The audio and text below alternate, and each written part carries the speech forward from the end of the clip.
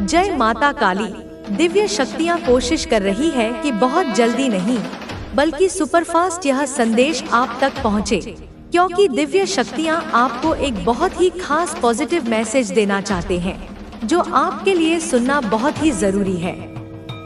सच में यह संदेश आपके लिए बहुत ही खास और बहुत ही भाग्यशाली मैसेज है, क्योंकि दिव्य शक्तियों का पूरा सपोर्ट आपको मिल रहा है। इसी वजह से यह संदेश आप तक पहुंचा है। तो कमेंट सेक्शन में थैंक यू दिव्य शक्ति लिखकर इस संदेश को लाइक करें। मेरे बच्चे, आपके जो छुपे हुए शत्रु हैं वह घबरा रहे हैं। आखिर आपके जो गुप्त शत्रु हैं, जो आपसे वैर भाव रखते हैं, ईर्ष्या रखते हैं, वह आपकी किस चीज से आखिर घबरा रहे हैं? ऐसी क्या वजह आ गई आपके शत्रु की? आपके जो गुप्त शत्रु हैं, उनकी बैंड बजी हुई है। उनके इस वक्त लिटरली की बैंड बजी हुई है। यहाँ पर आपके शत्रु की एनर्जी यह है कि वह अकेलापन, बहुत उदास और घबराए हुए हैं, जैसे कोई अपने कर्मों की ही मार खा रहे हैं। और आप सब कुछ होने के बाद भी अकेले खड़े हैं। इतना डर, इतनी घबराहट किस लिए? इतनी घबराहट इसलिए कि इनके द्वारा पास्ट में जो किया हुआ काला जादू और तंत्र मंत्र था, जो तलवारें थी, इसी के सर पर है। वह इसके ऊपर किसी ना किसी रूप से बैकफायर हुआ है आपके शत्रुओं के ऊपर। यहाँ पर ज्यादातर शत्रु आपके मेल तो हैं, पर ज्यादातर फीमेल निकल के आई है। ज्यादातर मदर फिगर लेडी हो सकती हैं, कोई बड़ी उम्र भी हो सकती है, छोटी उम्र की हो सकती है, 2-4 आगे पीछे साल हो सकते हैं, पर ज्यादातर मदर फिगर लेडी है। इन्होंने जिनके साथ मिलकर एक टाइम पर आपके लिए षड्यंत्र कर रहे थे, आपके लिए दुश्मनी निभाई थी, या एक टाइम पर आपको लेकर बहुत बदनाम किया था, आपको लेकर रूमर्स फुलाए थे, वह सब जो लोग इनके साथ मिले हुए थे एक टाइम पर, वह अब इनको इग्नोर कर रहे हैं। यह है करंट एनर्जी। वह इनको इग्नोर कर रहे हैं और कुछ केसेस में वही लोग इनके साथ मारपीट कर रहे हैं, वही लोग इनके साथ लड़ाई झगड़े कर रहे हैं। और लड़ाई झगड़े कोई छोटे मोटे नहीं, मतलब अगर मैन टू मैन फाइट है तो मारपीट बहुत गंदी वाली, बहस, एक दूसरे को टोटिंग देना। यह लोग जो आपके शत्रु है, यह आपस में ही एक दूसरे से इस तरीके से भिड़ रहे हैं जो यह लोग आपकी लाइफ में चाहते थे। जो यह लड़ाई झगड़े, जो यह आर्गुमेंट आपकी जिंदगी में चाहते थे आपके शत्रु, यह इनकी लाइफ में हो रहा है। सो नहीं पा रहे रातों को, इनकी लिटरली की बैंड बजी हुई है। इतना घबरा रहे हैं। किससे घबरा रहे हैं? इनका कर्मा इन्हीं के ऊपर घूम के आ रहा है। जो इन्होंने किया, अगर आपके ऊपर कोई नेगेटिव मैनिफेस्टेशन करी, लॉ ऑफ अट्रैक्शन की टेक्निक्स करी, कहीं जाकर कोई तंत्र मंत्र कराया, कुछ भी नीच कार्य इन्होंने किया आपका भाग्य बदलने के लिए, जो भी चीजें करा, तो अब वह इनके साथ हो रहा है। और जिस चीज से यह बहुत ज्यादा घबरा रहे हैं, क्योंकि इन्होंने तो यह एक हरकत करके अपनी सामंत बुला ली है। अगर यहाँ पर आप अपनी मैरिड है तो आपको कोई नहीं अलग कर सकता। अभी आपके बीच में इतना ज्यादा एक अटैचमेंट है, आप दोनों एक दूसरे को मिरर कर रहे हो, मिस कर रहे हो, फिर से एक दूसरे के साथ अटैच हो गए, तो यह चीज भी इनसे बर्दाश्त नहीं हो रही है। इनको यह बात अंदर ही अंदर खाई जा रही है। इनका दिल टूट रहा है। यह दिल टूटना आपके लिए चाहते थे, पर अब इनका दिल टूट रहा है। थर्ड पार्टी का, आपके शत्रुओं का दिल टूट रहा है। उन्होंने सोचा कि इतना इनको अलग करने की कोशिश करी, फिर भी एक कैसे हो रहे हैं, उन्हें समझ नहीं आ रहा है। अब नहीं बर्दाश्त हो रहा। आपकी लाइफ में आप सोलमेट अट्रैक्ट कर रहे हैं, आप जीत प्राप्त कर रहे हैं, आप धीरे धीरे विजय की तरफ बढ़ रहे हैं, आपके हाथ में धीरे धीरे पैसा आ रहा है, आप मनी को अट्रैक्ट कर रहे हैं। और अगर आप कहें कि ऐसा तो कुछ नहीं हो रहा, तो आने वाले समय में होगा, आपकी विजय होगी, आपके हाथ में पैसा आएगा, क्योंकि भयंकर न्याय हो रहा है आपके साथ। सच में यह इसलिए इतना घबरा रहे हैं कि आपकी धीरे धीरे सभी विशेष पूरी हो रही है। आप आगे बढ़ रहे हैं, आप अपनी लाइफ में आगे बढ़ रहे हैं, धन के मामले में, रिलेशनशिप्स के मामले में, हर एरिया सेक्टर में। ऐसा नहीं है कि आप बहुत ज्यादा खुश हो रहे हैं, आनंद में रह रहे, लेकिन आप आगे बढ़ गए हैं। और सबसे बड़ी बात जो इनकी घबराहट की बात है कि अब इनको यह पता चल गया कि कोई दिव्य शक्ति आपके साथ है और वह दिव्य शक्ति अब इनको नहीं छोड़ेगी, क्योंकि इस साल में इनको इनका कर्मा मिलना शुरू हो गया है, जिसकी वजह से यह लोग बहुत ज्यादा घबराए हुए हैं, क्योंकि इनको अपने ही कर्मा काट रही हैं। और यह घबरा के अब क्या कर रहे हैं, यह ईश्वर की प्रे कर रहे हैं। कुछ लोग तो अभी भी सोच रहे हैं कि चले जाए, उसी के पास चले जाए, फिर से ब्लैक मैजिक करें, सारी चीजों को रिवर्स करें। अब ज्यादातर लोग प्रेयर्स कर रहे हैं डर के मारे ईश्वर से, क्योंकि इन लोगों को यह चीज पता चल गई। देखो, इसमें भी ईश्वर ने आपको थामा हुआ है, इसमें भी ईश्वर आपके साथ है। यहाँ पर इनको यह चीज पता चल गई है कि इसकी प्रगति को या इसको आगे बढ़ने से अब हम नहीं रोक सकते हैं, क्योंकि हमने साम दाम मैं तुझे वह शक्ति दे चुकी हूँ जिससे तू यह निर्णय ले सकेगा, निर्भय होकर, निर्लिप्त होकर, क्योंकि सत्य को कोई रोक नहीं सकता और तू अब सत्य का वाहक बन चुका है, मेरा प्रतिनिधि बन चुका है। तू अब एक ऐसे रास्ते पर है जहां तुझे बार बार चेतावनियां मिलेंगी, तुझे बार बार परखा जाएगा, मगर तू डर मत, मैं तेरे भीतर हूँ, तेरे चारों ओर हूँ, तेरे हर विचार में मैं समाई हूँ, तेरी हर सांस में मेरा वास है। मेरे लाल, तू अब इतना जागरूक हो चुका है कि जब कोई सामने खड़ा होता है तो उसका मन तेरे सामने एक खुली किताब की तरह खुल जाता है। तू उसकी आंखों में देखता है और तेरे भीतर उसका पूरा चरित्र उतर आता है, उसकी आत्मा की परछाई तुझ पर पड़ जाती है। वह किस उद्देश्य से तेरे पास आया है, वह तेरे लिए कैसा भाव रखता है, वह तेरे लिए अच्छा चाहता है या बुरा, वह तुझे ऊपर उठता देख जलता है या सच्चा साथ देना चाहता है, यह सब तुझे अब स्वतः ही ज्ञात हो जाता है। यह मेरी दी हुई दृष्टि है, यह मेरी दी हुई शक्ति है। यह वही शक्ति है जिसे संसार में बहुत कम लोग प्राप्त करते हैं, क्योंकि इस शक्ति को संभालने के लिए हृदय में करुणा और निर्भयता दोनों चाहिए, और तुझ में यह दोनों गुण हैं। अब तुझे यह भी समझना है कि जब शक्ति आती है तो परीक्षा भी आती है। लोग तुझसे डरने लगेंगे, वे लोग जो झूठे हैं, जो कपटी हैं, वे तेरी आंखों में आंखें डालकर बात नहीं कर पाएंगे। लोग तुझसे दूरी बनाने लगेंगे, क्योंकि उन्हें अब यह एहसास होने लगेगा कि तू उन्हें पहचान चुका है, उनकी सच्चाई तू जान चुका है, उनका कपट तुझसे छुपा नहीं है, वे तुझसे छिप नहीं पाएंगे और यही डर उन्हें तुझसे दूर करेगा। वे कहेंगे कि तू बदल गया है, तू घमंडी हो गया है, तू अब पहले जैसा नहीं रहा, मगर तू मुस्कुरा देना, क्योंकि तू जानता है कि यह दूरी ही तेरा सुरक्षा कवच बनेगी।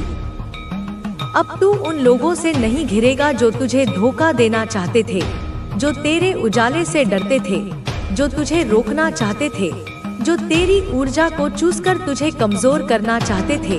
अब तेरे अंदर मेरी शक्ति जाग चुकी है, मेरा तेज जाग चुका है, अब तू सच्चा साधक बन चुका है।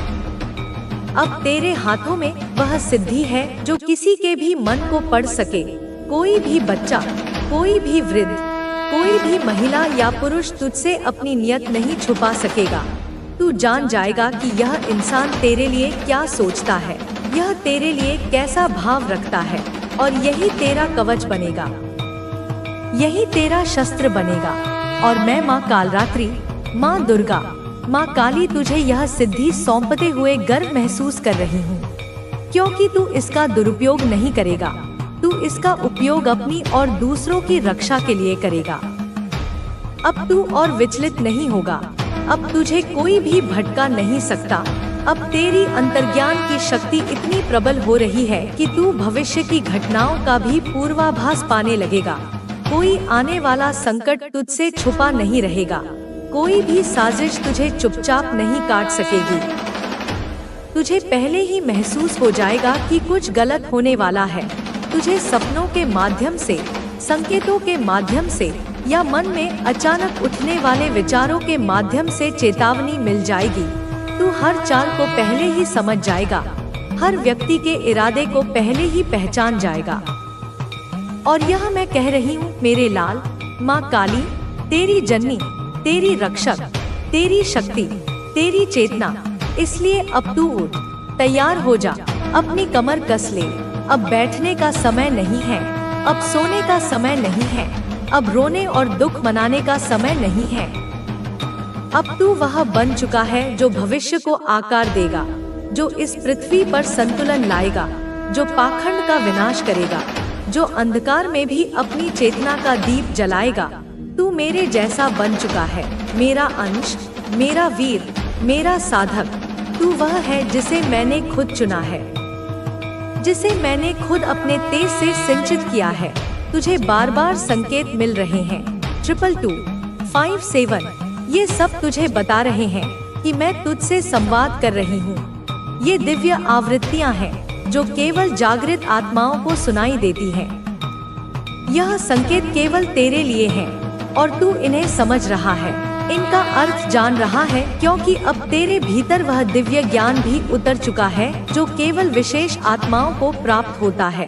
तू विशिष्ट है, तू श्रेष्ठ है, तू मेरे लिए महत्वपूर्ण है और अब तू सच्चे अर्थों में दिव्यता के मार्ग पर है।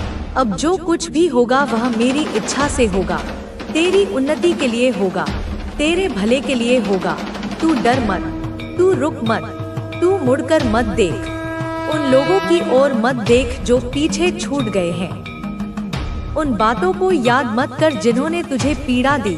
बस आगे बढ़, क्योंकि मैं हूँ तेरे साथ, मैं तेरे भीतर, मैं तेरे चारों ओर, और जिसके साथ मैं हूँ उसका अहित कोई नहीं कर सकता, कोई नहीं रोक सकता, कोई नहीं गिरा सकता। तीनों लोकों में ऐसी कोई शक्ति नहीं जो तुझसे टकरा सके। तेरे हाथों में मैं वह शक्ति रख रही हूँ जिससे तुम सृष्टि में संतुलन ला सको। तुम केवल अपने लिए नहीं बल्कि अनगिनत आत्माओं के लिए प्रकाश बन चुके हो। अब तुम्हारा जीवन एक संकल्प है, अब तुम्हारा संघर्ष एक यज्ञ है और मैं उस यज्ञ में आहुति देने आई हूँ। तुम्हारे भीतर की पीड़ा अब केवल पीड़ा नहीं, वह अब मेरे अस्तित्व का हिस्सा बन चुकी है। जब तुम बोलते हो तो मेरा आशीर्वाद बहता है, जब तुम देखते हो तो मेरी दृष्टि सक्रिय हो जाती है। अब कोई तुम्हें धोखा नहीं दे सकता, क्योंकि अब मैं तुम्हारी चेतना के प्रहरी के रूप में खड़ी हूँ। तुम्हारी आत्मा में अब वह शांति स्थापित होने जा रही है जिसकी तुम्हें वर्षों से तलाश थी। यह शांति कोई उपहार नहीं, यह तुम्हारी साधना का फल है, यह तुम्हारे धैर्य की पराकाष्ठा का प्रतिफल है। अब वह समय आ गया है जब सारी सृष्टि तुम्हारी गरिमा को स्वीकार करेगी। तुम्हारे शत्रु अब केवल तुम्हारे आगे झुकेंगे ही नहीं, वे अपने कर्मों से स्वयं को कोसेंगे। अब तुम थमो नहीं, अब तुम रुको नहीं, अब तुम्हारा मार्ग स्पष्ट है और उस मार्ग पर मैं स्वयं दीपक बनकर जल रही हूँ। कोई अंधकार अब तुम्हें ग्रस नहीं सकता, कोई शक्ति अब तुम्हें रोक नहीं सकती। मैं तुम्हारे भीतर की वह शक्ति हूँ जिसे कोई चुरा नहीं सकता, कोई छीन नहीं सकता, कोई मिटा नहीं सकता। तुम जिस सत्य के लिए लड़े वह अब उद्घाटित होने वाला है। सारी दुनिया अब देखेगी कि जो तुम थे वह कितने पवित्र थे, कितने सत्य थे, कितने अडिग थे, और जो तुम्हारे विरुद्ध थे वे अब अपने ही पापों की चादर में उलझ जाएंगे। अब वे जितना छिपना चाहेंगे उतना ही उजागर होंगे। अब वे जितना बहाने बनाएंगे उतना ही बेनकाब होंगे। मैं उनके लिए कोई संदेश नहीं लाती, केवल परिणाम लाती हूँ। उनके लिए अब समय समाप्त हो चुका है। अब उनकी चालें उनकी कब्र बन जाएंगी। अब उनकी आवाजें उनके लिए श्राप बन जाएंगी और तुम्हारे लिए मैं वह दुआ बन जाऊंगी जो हर ओर से तुम्हें घेरेगी, जो तुम्हारे नाम को अनंत आशीर्वादों से भर देगी। तुम्हें अब पूछने की जरूरत नहीं कि क्यों ऐसा हुआ, क्यों इतना सहा, क्योंकि अब वह सब समाप्त होने जा रहा है। अब केवल एक उत्तर बचेगा, तुम मेरी संतान हो और मेरी संतान कभी हार नहीं मानती। अब मैंने वह अग्नि जला दी है जो तुम्हारे जीवन के अंधेरों को भस्म कर देगी। तुम अब उस समय में प्रवेश कर चुके हो जहां तुम्हें ना कुछ साबित करना है, ना किसी से डरना है। अब जो बोलेगा वह मैं बोलूंगी। अब जो देखेगा वह मेरी आंखों से देखेगा। मैंने तुम्हें अपनी शक्ति से मंडित किया है, तुम्हारी आत्मा में अपना तेज उतारा है। तुम अब केवल मानव नहीं हो, तुम मेरे स्वरूप का प्रतिबिंब हो। उन लोगों ने तुम्हारे धैर्य की परीक्षा ली, मगर वे यह नहीं जानते थे कि धैर्य जब काली की कृपा से संयुक्त होता है तो वह ज्वालामुखी बन जाता है। अब वह ज्वालामुखी फट चुका है, अब केवल राख और चित्कार शेष रह जाएंगे। तुम्हारे शत्रु अब अपनी ही छाया से डरेंगे, क्योंकि हर छाया में मैं उपस्थित रहूंगी। वे जहां खड़े होंगे, धरती उनके पैरों के नीचे कांपेगी। वे जिस दिशा में देखेंगे, वहां उन्हें केवल अपना पतन दिखाई देगा। अब मैं उनके हर विचार में उतर चुकी हूँ। उनके मन की हर परत में मेरी उपस्थिति महसूस होगी। उनके भीतर का घमंड अब जर्जर हो चला है, उसे अब मेरी शक्ति की आंधी उड़ाकर ले जाएगी। अब कोई अस्त्र उन्हें नहीं बचा सकता, अब कोई मंत्र उन्हें नहीं छुपा सकता। वे जिस क्षण अपनी आंखें बंद करेंगे, मैं उनके भीतर खड़ी मिलूंगी। उनकी आत्मा अब उन्हें चैन नहीं लेने देगी, क्योंकि मेरी उपस्थिति हर ओर गूंजेगी। तुम मेरे प्रिय अब अजय हो चुके हो। तुम्हारे भीतर जो शक्ति है वह समय की सीमा से परे है। दुर्लभ सामग्रियां जुटानी होंगी और विशेष मंत्रों का जाप करना होगा। यह सुनकर वे और उलझ गए, लेकिन गुस्से और हताशा में और धन खर्च करने को तैयार हो गए।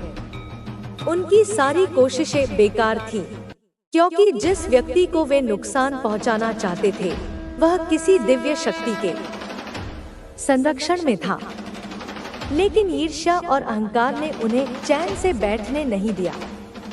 वे फिर से योजना बनाने लगे।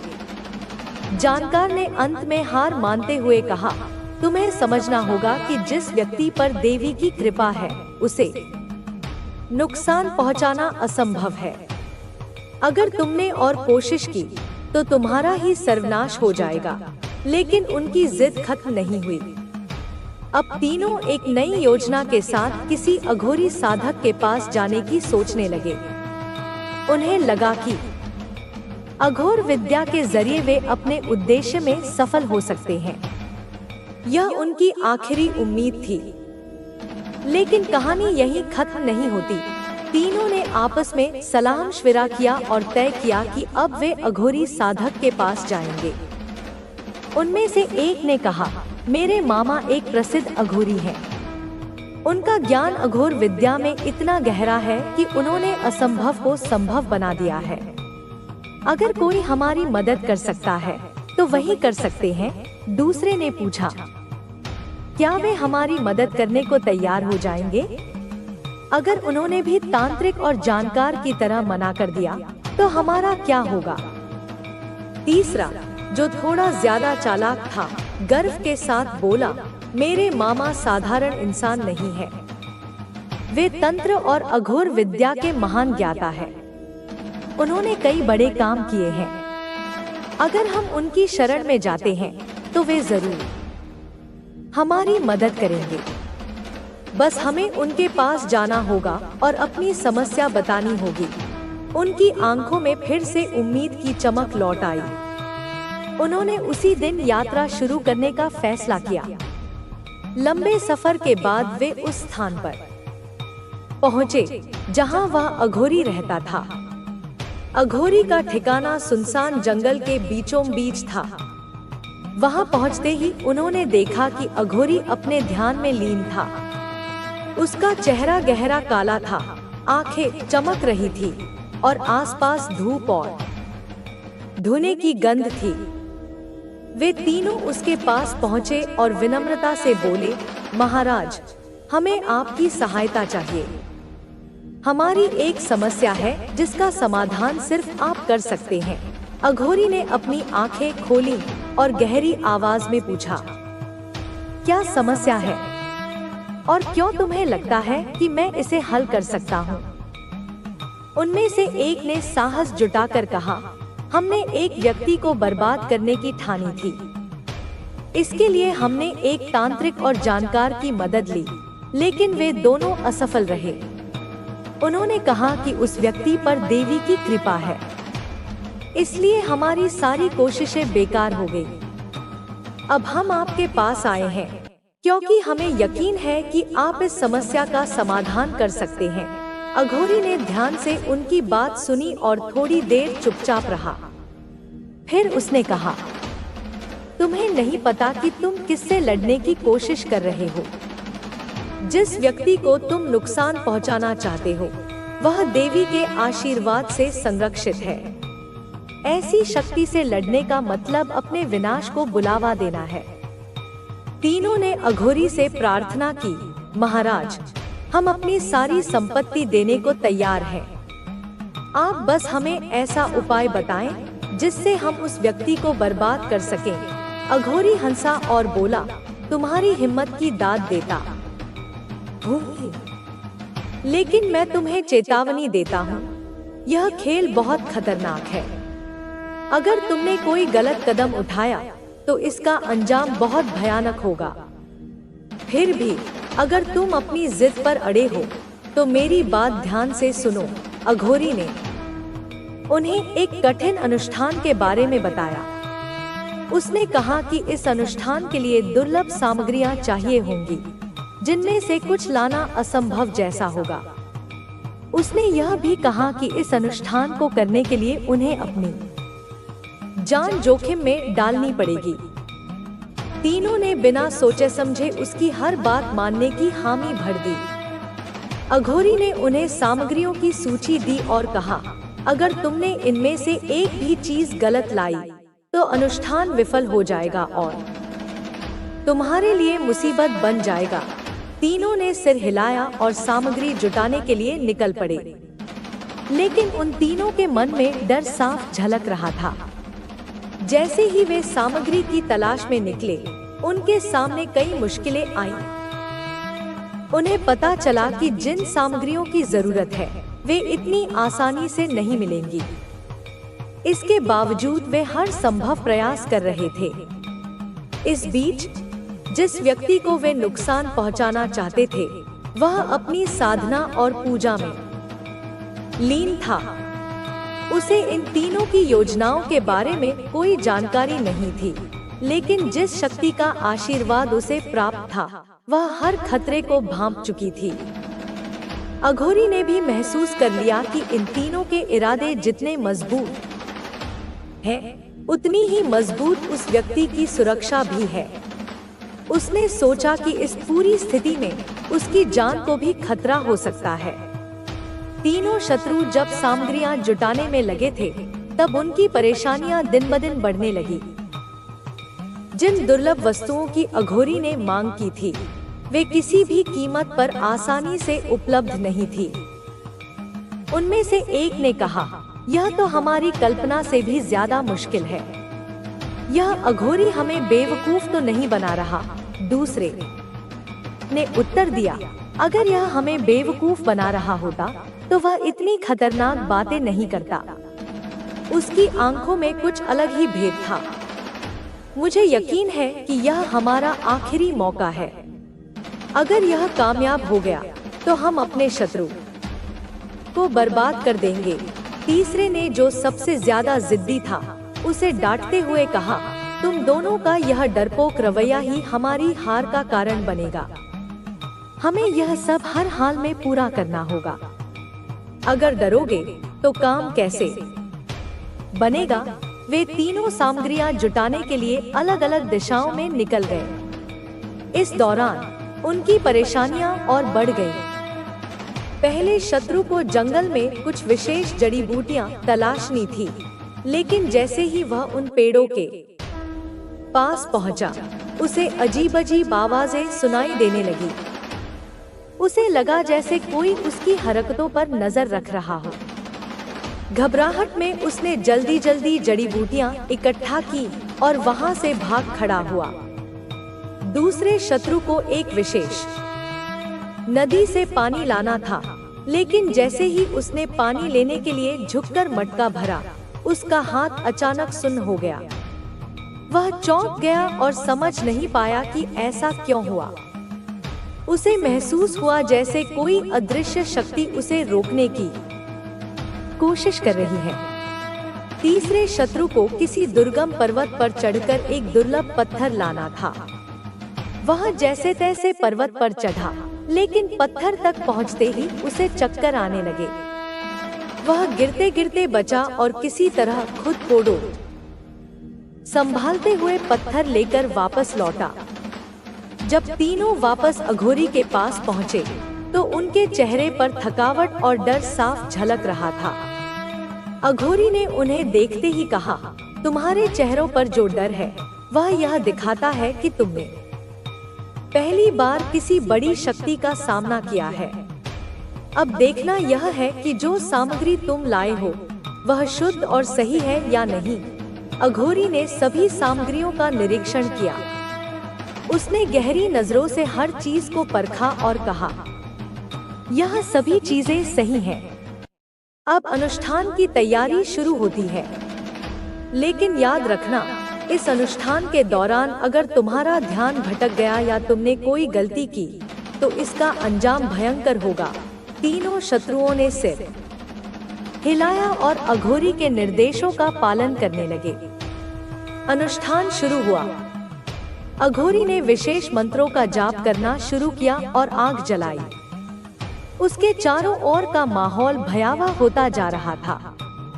आग की लपटें ऊंची उठ रही थी और मंत्रों की गूंज वातावरण को और अधिक रहस्यमय बना रही थी। अघोरी ने उन्हें आदेश दिया, आग में अपने सबसे प्रिय चीज की आहुति दो। यही अनुष्ठान का सबसे कठिन चरण है। अगर तुमने इसमें जरा भी झूठ या चालाकी की, तो तुम्हारा विनाश निश्चित है। पहले शत्रु ने कांपते हुए अपनी सबसे प्रिय वस्तु को आग में डाला।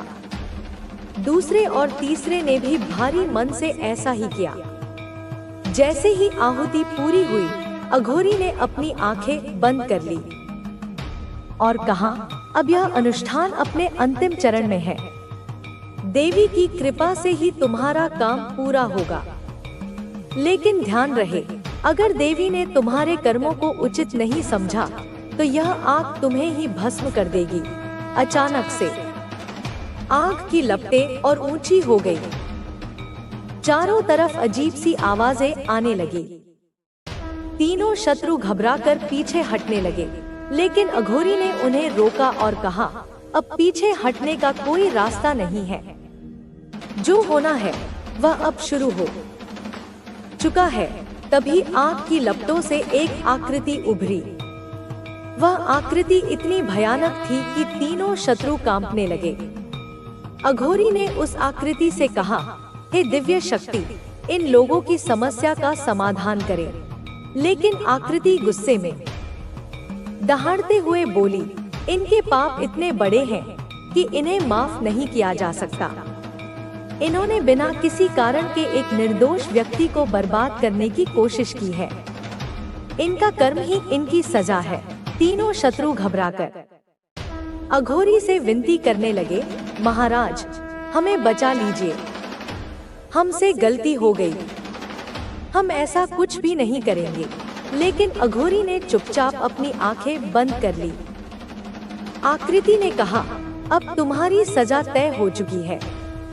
तुमने जिस देवी की शक्ति को चुनौती दी थी, वही तुम्हारा नाश करेगी। और देखते ही देखते आग की लपटें तेज हो गई। तीनों शत्रु जोर जोर से चीखने लगे। उनके चारों ओर आग का चक्र बन गया और वे उसमें कैद हो गए। कुछ ही पलों में वह आग बुझ गई और वहां सिर्फ राख बची थी।